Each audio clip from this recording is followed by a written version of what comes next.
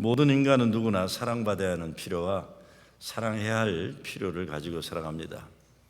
나도 사랑받고 있다는 사랑의 자존감, 그리고 나도 누군가를 사랑할 수 있다는 사랑의 용기, 이 두 가지가 다 있어야 인생을 의미 있게 살 수가 있는 겁니다.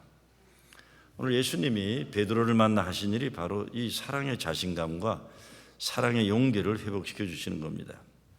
참 오늘 장면 감동적인 장면입니다.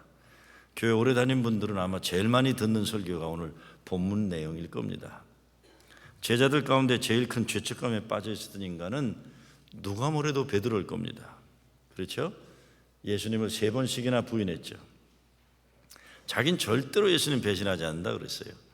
다른 인간들은 그럴지라도 난 아니다 그랬지만 너무 쉽게 비겁하게 3번이나 예수님을 배신하고 무너졌던 인간입니다. 근데 예수님이 베드로를 찾아오신 거예요. 베드로를 찾아오셨어요. 오셔서 아침 잘 만들어서 조밥 먹자 하시고는 밥을 먹고 난 다음에 하신 말씀이 뭡니까? 내가 나를 사랑하느냐? Do you love me? 그랬어요. 내가 나를 사랑하느냐? 만약 여러분이 베드로였다면 예수님이 여러분에게 오셔서 이렇게 하시면 어떻게 받아들이시겠습니까? 제가 베드로였다면 저는 분명히 주님 앞에 무릎 꿇고 주님 차라리 저를 때려주세요. 사랑은 무슨 어로 죽을 사랑입니까? 전 사랑이란 말을 들을 자격도 할 자격도 없는 나쁜 인간입니다. 엉엉 통곡하며 울었을 거예요. 어쩌면 이런 과정 다 거치고 눈물 닦고 정신 차린 다음에 예수님과 이런 대화가 이루어졌을지도 모르죠. 분명한 것은 예수님이 베드로를 만나셔서 다시 그 사랑을 회복시켜 주신 것입니다. 사랑의 회복이 있어야만 그 인간답게 살 수 있기 때문입니다. 사랑의 회복이 있어서 가장 중요한 건 사랑의 고백의 말입니다. 여보 사랑해, 아들아 딸아 사랑한다, 어머니 아버지 사랑합니다. 우리 가정에서도 교회에서도 가장 필요한 것이 사랑의 회복이에요. 사랑의 회복이죠. 요즘에 저는 사랑이 뭐 별것이냐라는 생각을 많이 합니다. 뭐 별거냐 그거예요. 제 자신을 돌아볼 때도 그동안 너무 큰 거 생각하고 말하다가 제대로 작은 그 어느 것도 사랑하지 못했다는 반성을 많이 해봅니다. 하나님 사랑, 몸과 마음과 같이 사랑한다, 이웃 내 몸같이 사랑한다, 민족을 사랑한다, 교회를 사랑한다, 생명 바쳐 사랑한다. 너무 추상적이고 거대한 것에 빠져서 실제적으로 한 사람 한 사람도 제대로 사랑하지 못했다는 그런 반성입니다. 예수님이 베드로 만나셔서 내가 나를 사랑하느냐 물으신 것 보면 사랑이라는 것은 다시 만나야 할 사람을 만나는 거예요. 그게 사랑이죠. 만나야 될 사람 만나는 겁니다. 밥같이 먹는 거고, 그리고 그 사람이 다시 사랑의 용기와 사랑의 자신감을 가지고 살 수 있도록 길을 열어주는 것, 그게 사랑일 거라 생각합니다. 식구들이 함께 밥 먹는 게 이게 사랑이죠. 아침에 일어나 얼굴을 보면 아이들 얼굴에 뽀뽀해 주는 거고, 밤이 자기 전에 또 뽀뽀해 주는 거고, 잘하면 칭찬해 주고 못하면 조금 야단치다가 괜찮아 다시 잘하면 된다고 용기 주는 거고, 아주 평범한 일상생활에서 항상 밥 먹고 말하고 걱정해 주고 기도해 주고, 그러는 거 더 이상 바라는 건 욕심이라는 생각을 하게 됩니다. 이번 선교여행에서 짧은 시간이지만 좋은 배움을 얻은 것이 있어요. 저희 팀이 한 지간 우크라이나 목회자 세미나를 인도했던 지역은 지난 50여 년간 헝가리, 독일, 러시아, 슬로바키아 등 주변 강대국에서 점령당해왔던 그런 땅이에요. 그러니까 어떤 분 한 세대에 4나라 다 우크라이나까지 5나라 백성으로 살게 된 거예요. 경제 수준도 한 달에 80불, 100불 정도로 생활해야 되는 가난한 나라인데 문화적으로는 굉장히 수준이 높아요. 유럽의 문화를 가지고 있어서 음식도 굉장히 수준이 높아요. 저는 그 카푸치노라는 건 미국에서는 비싸서 사 먹어본 적이 없는데 거기서는 매일 2잔 먹었어요. 한 잔에 30전이 카푸치노가 고급 헝가리식 카푸치노인데 30. 그러니까 미국에서 못 먹는 거 그냥 때마다 갖다 제가 먹었어요. 그런데 가난하지만 사람들이 성품이 너그럽고 기다려주는 미덕이 있고 그래요. 참 어렵게 산 사람들인데 이렇게 공동체 생활을 참 잘하는구나. 카자흐스탄이라는 나라도 소련에 의해서 70년간 지배당하고 정말 인종적으로 핍박받던 사람들인데 이 국경을 넘을 때도 보면 노약자들이나 누가 쑥쑥 지나가는데 안 말을 해요. 누군가 보면 애들 데리고 지나가는 사람은 무조건 빨리 가게 돼 있어요. 무조건. 뭐 불평하는 사람도 없고 다 길을 열어줘요. 그거 참 재미난 현상이 돼요. 노인들은 무조건 길을 열어줘요. 아무도 그 복잡한 국경에서도 불평하는 사람이 없어요. 내년이면 스탈린에 의해서 블라디보스톡에서 우리 고려인들이 80년 전에 카자흐스탄까지 강제 이주당하면서 5만 명이 죽어간 동토 겨울의 땅, 그 자리에 박희진 선교사님과 가봤는데 거기 큰 기념비가 써 있어요. 땅굴을 파고 겨울에 죽어간 사람이 그렇게 많은 땅인데 카자흐스탄 국민에게 고마움을 그런 거예요. 가난한 카자흐스탄 사람들이 인종적으로 차별당하던 사람들인데 우리 조선 사람들, 고려인들을 밥을 갖다 주고 옷을 갖다 줘서 살아남을 수 있었다, 이런 감사비가 있는 걸 봤어요. 공항을 다녀오면서도 가난한 나라들 이 공항들을 보면 그래도 깨끗하고 사람들이 너그러운데, 진짜 여러분 용서하고 들으세요. 대 뉴욕 공항에 도착하니까 거칠고 양보 안 하고 운전하고 하는데 그렇게 빵빵거리고 새치기 하고 깜짝 놀랐어요. 왜 이렇게 잘 사는 나라 사람들은 이기적이고 자기 것 쟁취하느라고 이렇게 남에 대한 배려를 할지 모를까? 그 선교사들의 얘기 들어보면 참 신기하다는 거예요. 가난하고 어려운 고난의 역사를 살아왔지만 사람들이 너그럽고 다른 약자들에게 더 풍부한 마음으로 대할 줄 아는 것이 참 감동을 준다, 이런 얘기들입니다. 사랑이란 것도 정말 대단한 말과 행동에 있는 것이 아니라 작은 것 가운데, 잔잔한 마음의 나눔 가운데 있다는 생각해 봅니다. 벌써 오래전인데 은퇴 목사님 사모님이, 제가 섬기던 교회 장로교 목사님이신데 사모님이 그런 얘기를 한번 하시더라고요. 부부 사랑이 뭔가 그걸 깨닫게 해주는 말씀을 한번 이렇게 하시더라고요. 미국에 태어난 2세 우리 아드님이죠. 지금 변호사 생활하는데 초등학생 때 심각한 모습으로 엄마에게 질문을 하더랍니다. 엄마, 한국말 여보라는 말이 중국말처럼 끝을 올리고 내리는 것 따라 뜻이 달라져? 그럼 물어보더래요. 왜 그러냐 그랬더니 아빠는 엄마한테 여보라는 말 한마디 하는데 엄마는 어떤 때 아빠한테 차가운 물 갖다 주고 어떤 때는 뜨거운 물 갖다 주고 어떤 때는 양말 갖다 주고 어떤 때는 손수건을 갖다 준다는 거예요. 그래서 사모님이 그렇게 얘기했대요. 아니야, 아버지는 아침에는 찬물을 원하시고 주무시기에는 따뜻한 물을 원하신다. 일 나가실 때 앉아서 뭘 찾으시면 양말 찾는 거고 일어나서 주머니를 뒤지면 손수건 찾는 거란다. 그렇게 얘기를 했대요. 중국말처럼 억양에 따라 뜻이 달라지는 게 아니라 엄마는 아빠와 오랜 사람으로 살아가면서 눈만 마주치면, 목소리를 들으면 무엇이 필요한지를 알기 때문이란다. 부부는 부부대로, 부모와 자녀들은 또 그대로 얼굴을 보고 목소리만 들어도 그 마음속에 무엇이 담겼는지 섬세하게 살필 줄 아는 그 마음이 사랑이죠.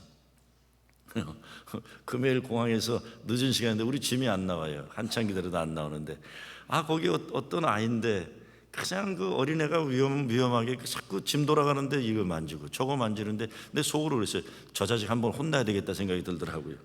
근데 신기해요. 혼날 것 같은 상황이면 엄마가 안 보다가도 훌쩍 애를 또 안아줘요. 그 진짜 신기하더라고요. 저 자식 좀 한번 혼나게 생겼다 하는데 이제 다쳐서 울 것 같은데 그 순간은 엄마가 딴짓하다가 애를 또 훌쩍 집어내 그래요. 야, 엄마는 아는구나. 엄마는 보지 않고 있어도 알아요. 애가 지금 위험한지 아닌지 알고 있는 거예요. 그게 사랑이죠. 섬세하게 살필 줄 아는, 그 마음속에 필요가 뭔지 살피는 게 사랑이죠. 그렇기 위해서는 사랑하는 사람들의 말을 귀담아 들어야 되는 거고, 마음을 잘 살피기 위해서 시간을 투자해야 하는 거고, 내가 말하고 싶어도 듣기 위해 참아야 하는 거고, 남이 나에게 잘해주기를 바라지 말고 내가 그 사람에게 그런 사람이 되어주는 것, 그런 거죠. 대단한 게 아니라. 벌써 오래전인데 연세 드신 교인 네 분이 예배 마치고 나가시는 모습을 보고 제가 감동을 받은 일이 있어요. 연세가 드셔가지고 남편이 파킨슨이 있어요. 장로님인데. 근데 이렇게 장로님이 파킨슨이 있는데 일부러 돕지 못하도록 합니다. 왜냐하면 본인들이 살기를 원하시니까 자꾸 누가 그러면 귀찮아서 교회도 안 나오세요. 그다음부터. 그러니까 파킨슨 때문에 힘드시지만 그래도 지켜만 보는데, 한 번은 그 장로님이 앞으로 가셔야 되는데 파킨슨이 심해서 뒤로 후퇴를 하시더라고요. 그 육사 출신이래 가지고 몸이 건장했던 분인데, 제가 처음에 그 교회 갔을 때는, 제가 이제 세월이 18년 지나는 가운데 이제 연세가 드셔서 몸이 파킨슨 걸리니까 앞으로 가셔야 되는데 뒤로 후진을 하시는 거예요. 그래서 제가 가서 장로님 팔을 붙잡고 한참 내가 웃었어요. 장로님, 아니 앞으로 가셔야지 뒤로 가시면 어떡하냐고. 그런 내가 깔깔대고, 그게 웃을 일이 아니에요 사실. 근데 울겠습니까? 어떡합니까? 그러니까 장로님 붙잡고, 장로님 앞으로 가셔야지 뒤로 가십니까? 그랬더니 저를 보고, 내가 뒤로 가고 싶어 뒤로 가라. 근데 몸이 그냥 뒤로 가는 거예요. 본인도 웃으니까 같이 깔깔대고 웃는 거예요. 근데 어느 날 제가 항상 이렇게 관찰해 봅니다.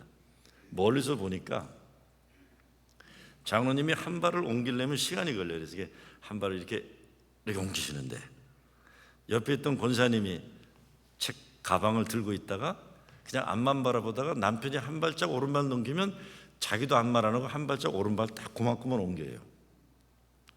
그리고 가만히 그냥 기다려 있다가 또 남편이 왼쪽 한 발 또 옮기면 본인도 왼쪽 한 발만 딱 옮겨요.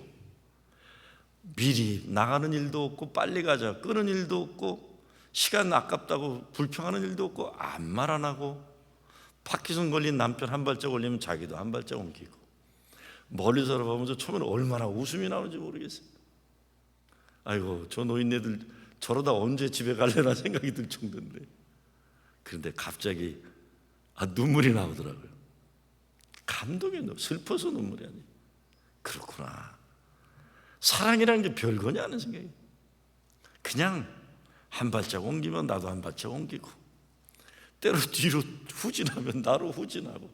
그래도 권사님이 있을 때는 후진을 안 하던지 하여간, 인생의 후반전에 몸이 약해지고 힘이 어려워지고 한 발짝씩 한 발짝씩, 필요하면 손잡아주고 천국 가는 날까지 한 발짝 한 발짝 옮겨가는 것, 그게 사랑이겠구나, 그런 생각해 봤습니다.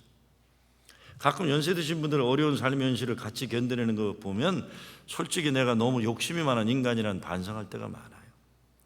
부부 사랑도 가족 사랑도 교회 사랑도 사실 그게 뭐 대단한 거겠습니까? 함께 있어야 할 때 함께 있는 거고, 손잡아야 할 때 손잡고, 함께 걸어야 할 때 함께 걷는 것, 그런 거죠. 우리가 욕심이 많아서 정말 행복한 줄 모르고 살 때가 얼마나 많습니까? 여러분, 김국환이라는 가수가 부른 타타타라는 노래 아시는지 모르겠어요? 저는 알아요. 여러분 아시나 모르겠어요? 김국환의 타타타 모르세요? 알죠? 집에 가서 한번 틀어보세요. 진짜 좋은데요. 내가 나를 모르는데 난들 너를 알겠느냐? 한 치 앞도 모두 몰라 다 안다면 재미없지.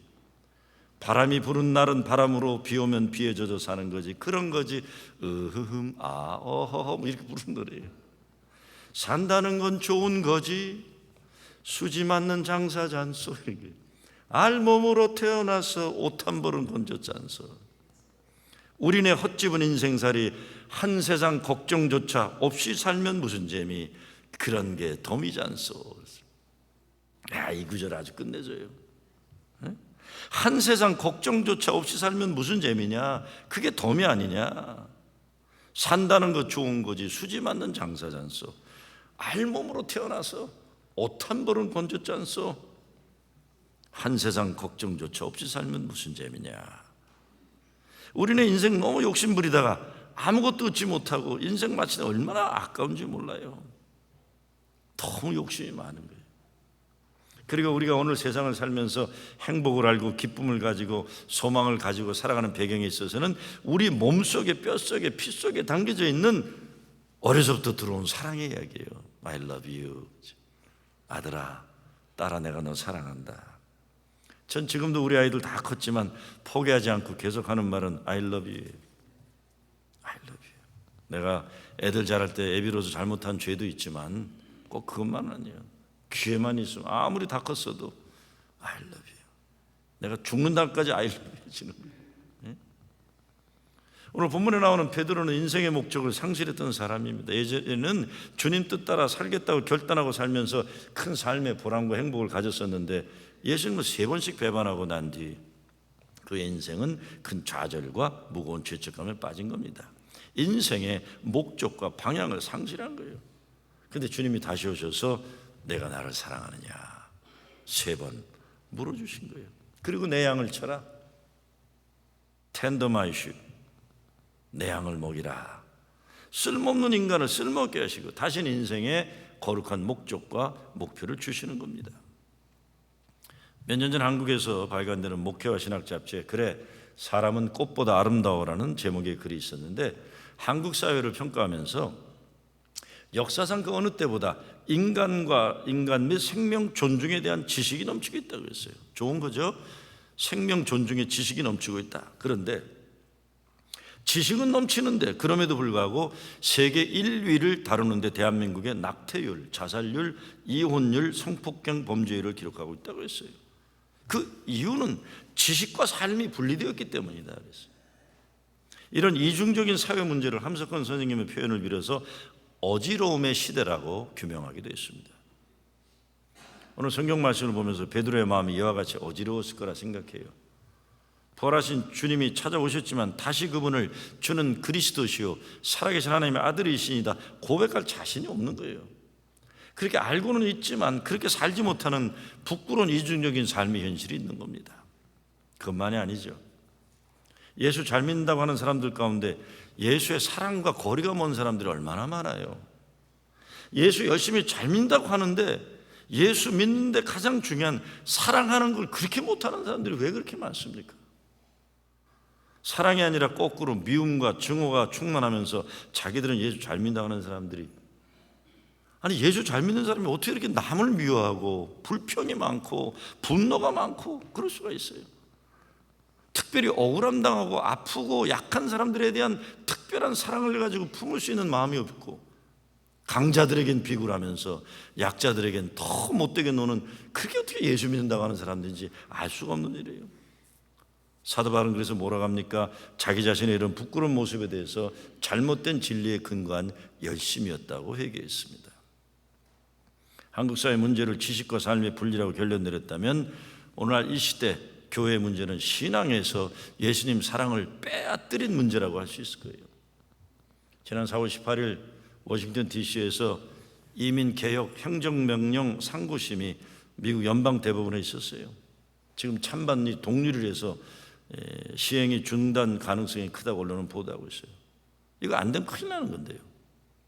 그런데 이민개혁안을 생각해 보면 미국 기독교 언론에서 거론되고 있는 문제 가운데 하나가 전도와 선교를 중요하게 여긴다는 보수 진영, 복음주의 진영들이 교회일수록 이민자들에 대해, 그것이 법적 이민자들이건 소위 말하는 불법 체류자들이건 그렇게 무관심하고 배타적이라는 거예요. 아프리카 선교를 한다, 멕시코 선교를 한다, 땅끝까지 복음을 증거하고 뭐 이렇게는 말하면서 왜 우리 동네에 찾아온 그 사람들, 아프리카 사람들, 멕시코 사람들에겐 그렇게 못되게 노느냐? 이것이 문제로다는 거예요. 아프리카 사람 불쌍하다고 울고 멕시코 사람 뭐 한다고 하면서 왜 그 사람들이 여기 와서 살아가는데 그 아이들이 학교 가는 건 못 가게 하려고 그러고, 그 사람들이 아파서 병원 가는 건 혜택을 주지 않으려고 하는 것이고, 그래서 왜 여기서 태어난 2세들인데 불법 체류자라고 부모와 이상가족 만드는 그런 이민법안 만들고 그러느냐, 이런 거예요. 왜 그러냐는 게 이게 질문이에요. 그렇게 믿음 좋다는 보수 복음주의자들이 왜 이민법안에 대해서는 이렇게 야박하게 노느냐는 거예요. 내일 뉴욕연회에서 이민법 개선을 위한 모임을 한다고 연락이 왔어요. 뉴욕 한인들 가운데 이민자들에서 법적인 문제가 해결되지 않아 많은 사람이 어려움을 겪을 텐데 한인 목회자들이 참여가 너무 저조하다고 자리를 채워야 한다고 우리 한인 감리교연합회 회장인 이용보 목사님이 어제 저한테 목사님 꼭 가셔야 됩니다. 그래서 야, 난 지금 시차 때문에 힘들어 죽겠는데 거기까지 가야 돼? 어딘데? 그랬더니 맨하탄이래. 프러싱이면 갈 텐데. 그러시면 안 됩니다. 아무래도 가야 될 것 같아요. 가야겠죠? 가야겠어요. 세상을 변화시키려면 생각만 하면 안 되고 참여해야 되는 거예요. 여러분, 이 보수 신앙이란 건 참 좋은 거예요. 보수가 뭡니까? 컨서버티브란 건 컨서브 한다는 게 뭡니까? 지킨다, 보호한다. 무엇을 지키고 보호한다는 겁니까? 예수님의 말씀, 예수님의 복음, 이걸 지킨다는 거예요. 그거 좋은 거 아니에요. 예수님의 말씀을 지키는데, 예수님의 말씀의 지킴의 핵심은 사랑의 실천이에요. 근데 보수라는 사람들은 왜 이거를 못하는 거예요? 왜 이렇게 미워하고 소수민족을 갖다 차별하려고 그러고 왜 이러냐는 거예요. 진보는 또 뭡니까? 진보는 프로그레시브라고 하지만 레디컬이라고 하는데 그 단어의 뜻은 루트, 뿌리라는 말이에요. 그러면 진보는 뭘 뿌리로 삼는 겁니까? 예수님의 말씀, 예수님의 가르침, 사랑의 실천의 뿌리를, 예수님의 말씀, 예수님 가르침으로 뿌리로 돌아가자는 겁니다. 그러니까 보수이거나 진보이거나 목적은 단 하나입니다. 예수님 말씀, 가르침, 그것을 지키기 위해 존재하는 것뿐입니다.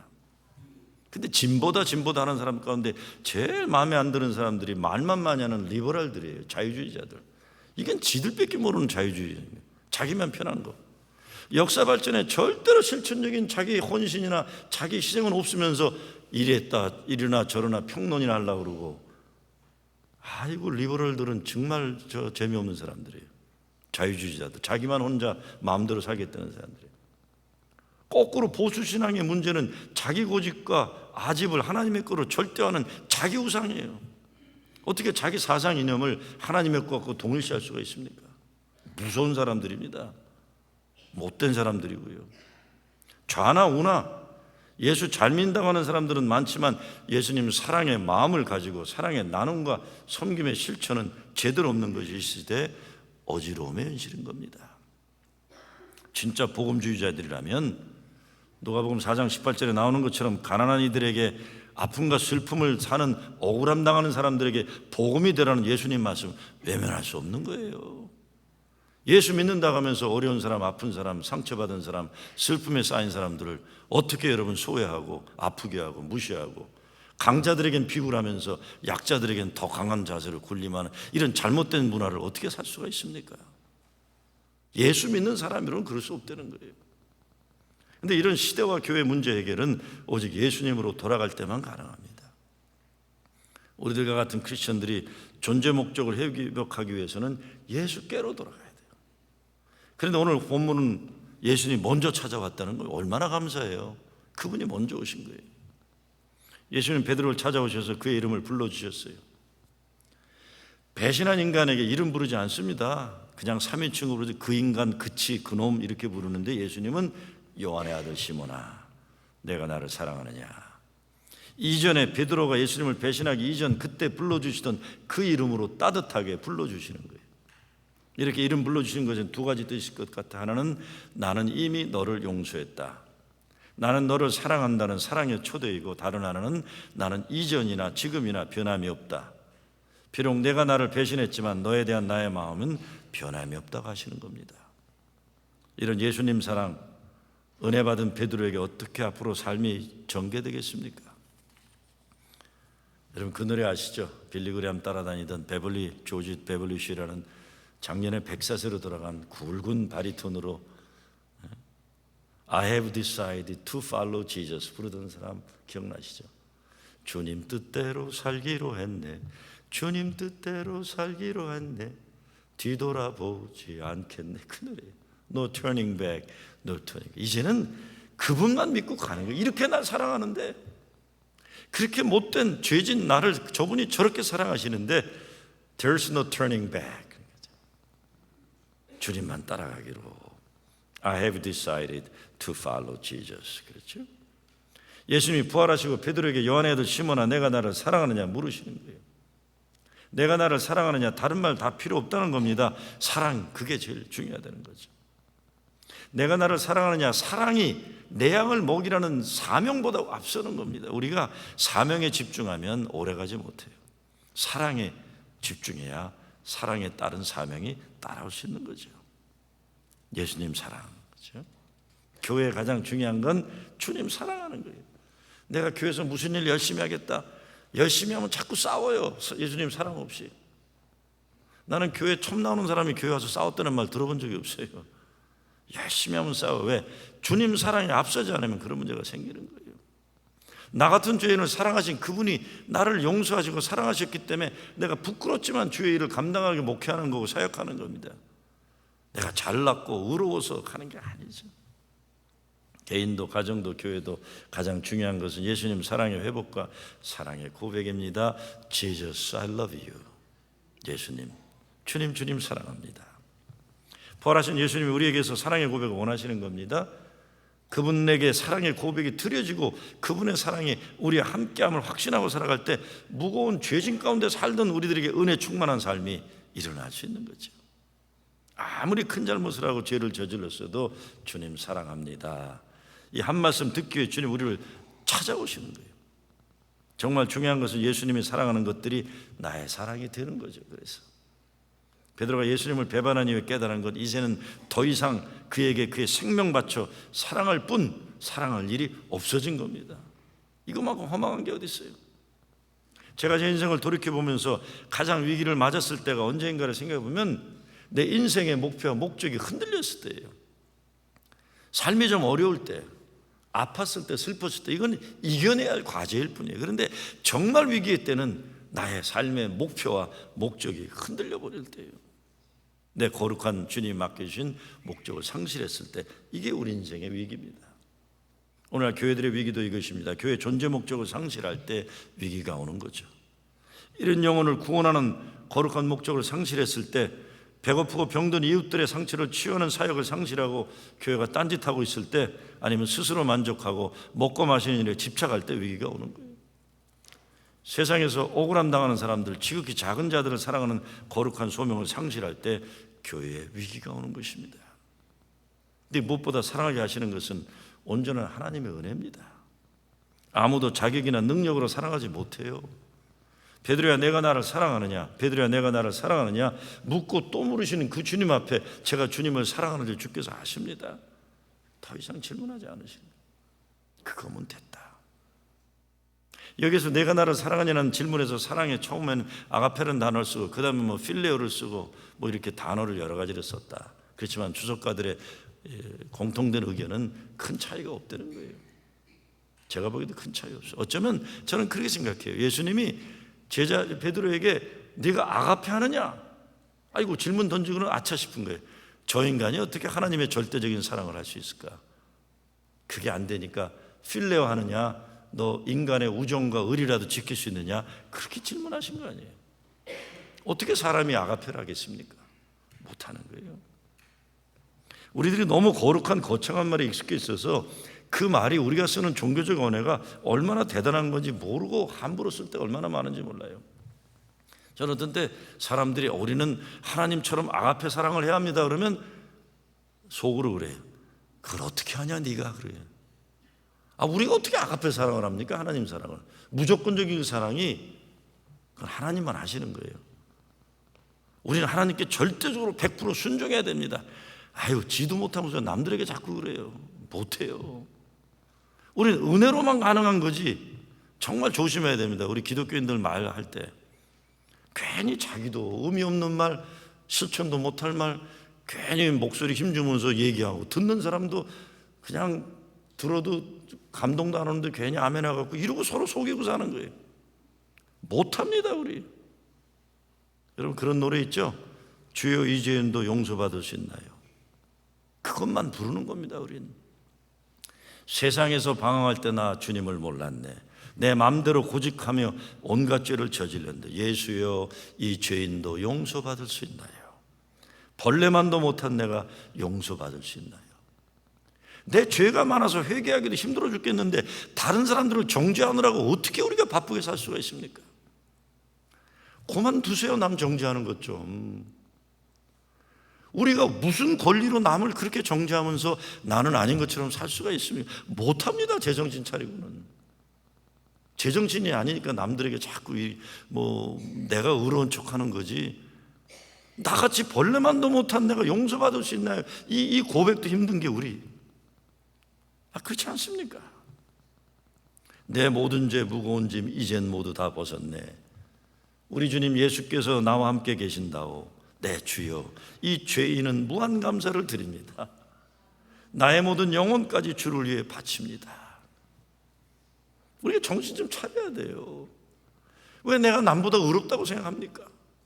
왜 남보다 선하다고 생각하고 왜 남보다 예수 잘 믿는다 이런 착각의 근거가 어디 있는 거예요? 없어요. 우린 못해요. 그러니까 예수님이 죽지 못해 살아나셔갖고 또 찾아오시는 거 아니에요. 야, 난 죽지도 못한다. 너 살리기까지. 너에 대한 사랑을 내가 확인하기까지 난 살아서 너를 만나는 거다.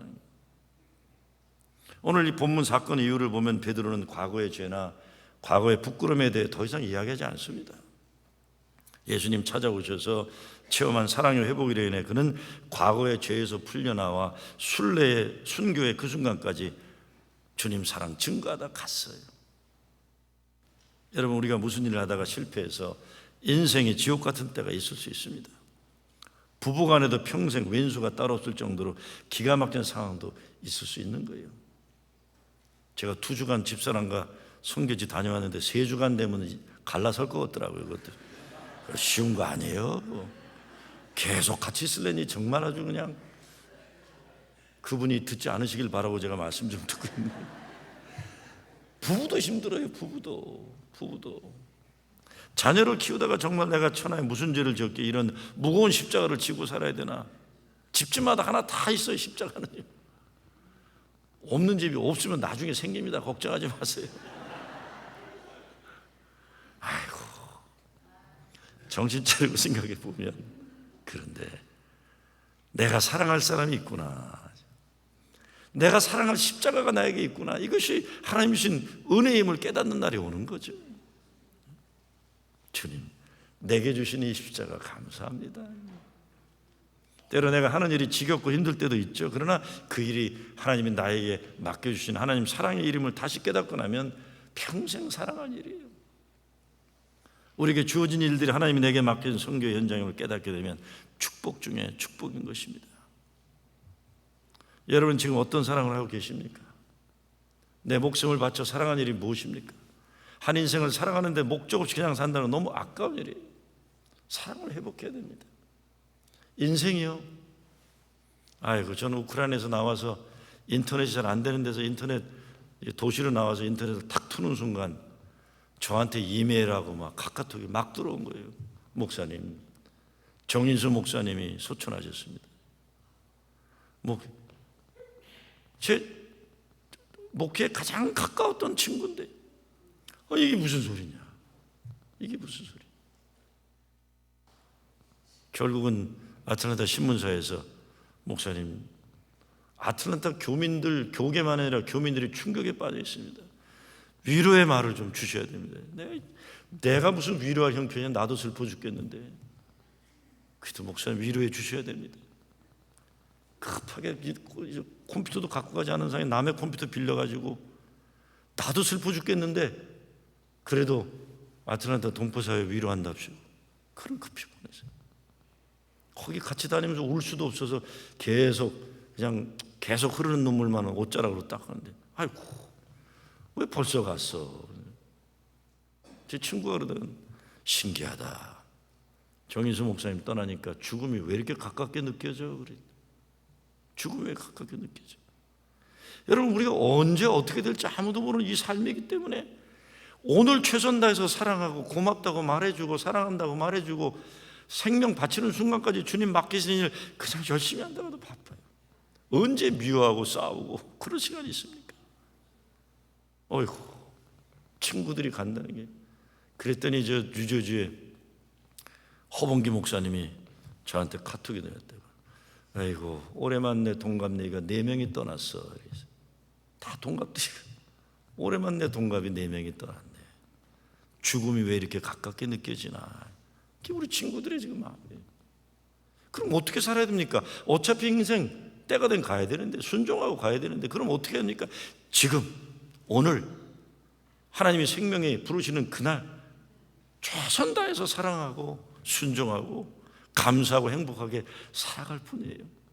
우리가 무슨 능력이 있습니까? 더 이상은 저와 여러분이 무슨 능력이 있어 그걸 넘어설 수 있는 인생을 살 수가 있단 말입니까? 그냥 오늘 최선 다해 사랑하고 맡겨준 일 순종하고 부르시면 가는 거죠. 예수 사랑은 내 삶에 오늘 실천되는 구체적인 삶의 현실입니다. 현실이에요. 세상 살면서 내 몸뚱아리 하나 잘 먹고 잘 살려고 바둥거렸다면 그 인생 비극이에요. 한 사람이라도 사랑하고 한 영혼이라도 예수님께로 인도하고 한 아픈 자를 치유하고 기도해주고 부족한 사람들끼리 서로 사랑하기 위해서 하늘나라의 천국을 이루기 위해서 교회를 이룰 수 있도록 하나님이 허락하신 거 아니겠습니까?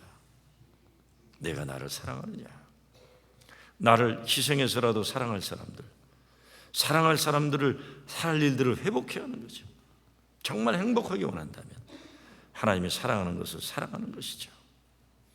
제가 30년 더 된 때에 옛날 아이띠를 다녀온 일이 있어요. 두플랑이라는 산골 마을에, 지금도 가난하지만 그때도 엄청 가난할 텐데 독재치하에서 특별히 산동네 물탱크를 지어주고 내려오는 이 2주간의 단기 선교를 갔다 온 적이 있어요. 아주 가난한 나라예요. 근데 거기 침례교 선교센터 갔더니 그 나라 아이들이 쓴 기도문이 있더라고요. 너무 귀해서 가져왔어요. 전 세계 가장 가난한 아이들이 쓴 기도문이 이런 기도문이에요. 하나님, 세상 사람들이 우리를 세상에서 가장 가난한 나라라고 해요. 그런데 하나님 감사합니다. 우리를 심령이 가난한 사람들로 만들어 주셔서 감사합니다. 제 마음에 들어왔던 감동적인 글이 하나 있어요. 하나님, 나는 잡초처럼 살았습니다. 근데 어느 날 하나님께서 저를 뽑으셔서 하나님 동산에 심으셨습니다. 그래서 저는 꽃이 되었습니다. 오늘 저와 여러분은 우리 주님의 은혜와 사랑 때문에 이 자리에 이렇게 나올 수 있었습니다. 잡초처럼 살던 인생이지만 하나님 사랑 때문에 지금 꽃이 된 거예요. 주여, 내가 주를 사랑하나이다. 주님 아십니다. 사랑의 고백이 회복되는 여러분 되시길 주의 이름으로 축원합니다.